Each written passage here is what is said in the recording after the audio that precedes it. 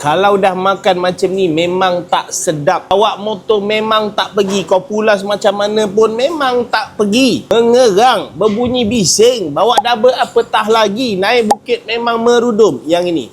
Clutch plate makan, lalu membuatkan clutch boss makan, lalu membuatkan clutch pressure makan. Korang ada je tanda-tanda yang aku cakap tu, jangan tunggu lama. Buka terus belah clutch. Macam contoh abang ni, tukar clutch plate baru, iron plate baru, clutch boss baru, clutch pressure baru. Benda tu memang mesti. Kalau korang nak elakkan benda macam ni, pastikan korang tukar clutch plate tu awal. Kena pada tempat dia. Dan yang paling penting, clutch tu tolong setting betul-betul. Jangan terlampau pendek, jangan terlampau panjang. Dia tak ada free play yang sebaiknya. Akan membuatkan clutch plate ni makan. Dan dua benda ni lagi makan. Mana-mana nak servis sama, link di bio. Book slot korang untuk belah clutch.